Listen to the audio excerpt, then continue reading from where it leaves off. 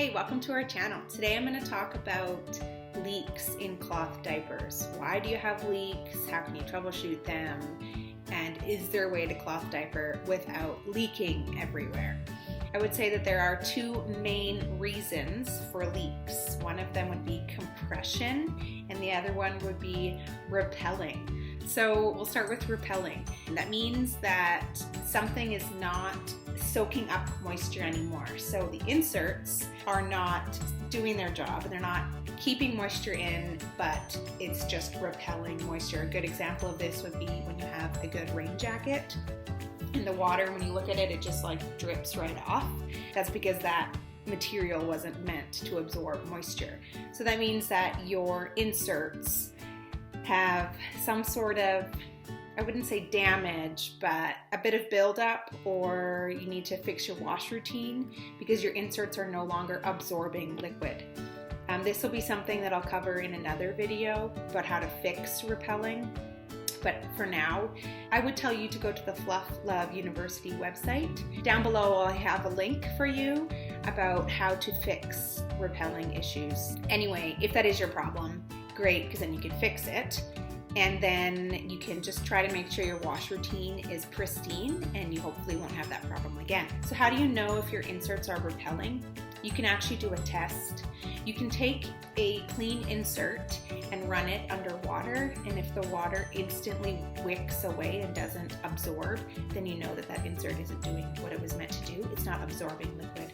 So then you know that you have a repelling issue. So that's the first main issue of leaks. The second one has a little bit of subcategories, and it has to do with compression. So first of all, when clothes are too tight, so if the onesie is too tight or the pants are too tight, then those will cause compression leaks as well. It's just like a sponge. When a sponge soaks up water, it can sit there on the counter and look like it's not full, but the minute you apply any sort of pressure, that's when the water starts to seep out, right? So that's the exact same thing with the inserts in a cloth diaper. They have absorbed the liquid, which is what they were designed to do, but then the minute that something presses on those inserts, then they start to lose their moisture that they've retained.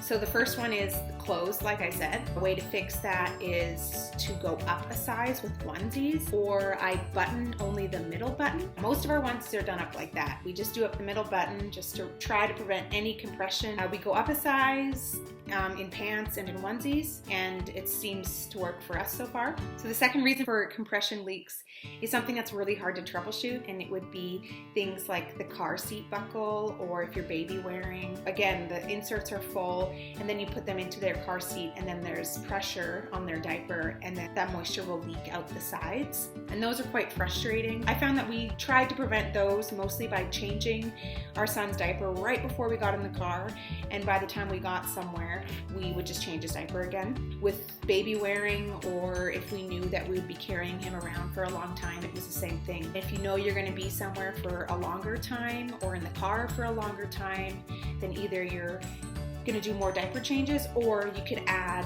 more absorbency. So sometimes I'll add a booster. Little Helper has a really handy booster that's actually made out of bamboo, and the top layer is a stay dry liner. So it wicks away moisture, but it also will absorb more. And the third reason for leaks would be, and this is also quite tough, is that your diaper isn't on properly. The diaper fit is quite difficult sometimes, mostly because your baby's constantly changing and he's growing and whatnot, and he's different than, you know, your friend's babies. It's not like you can just copy how she puts her diaper on her baby. But anyway, here's a picture of a collage I made of how the diaper should fit on your baby. So as you see, the waist shouldn't be too tight. It's okay if it's loose. It's okay when you change them if you can actually kind of see down their diaper when they're laying down on the change table. When they sit up, there just shouldn't be a muffin top. And the crucial one is the one that comes along, it's kind of the underwear line, I like to call it. If that's too tight, then that causes compression leaks. How do you know it's too tight? If there's red marks that last longer than 15 minutes. But if it's red marks that don't really go away, then you know that your diaper was on too tight.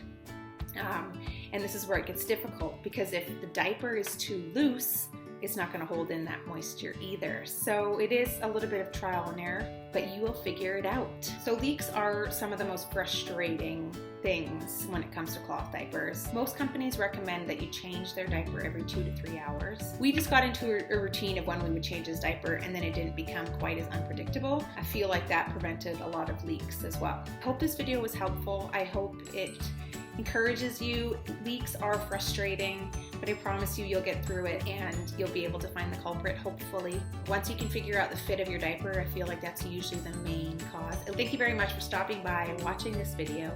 And if you liked it, just press that like button and subscribe. Thank you very much.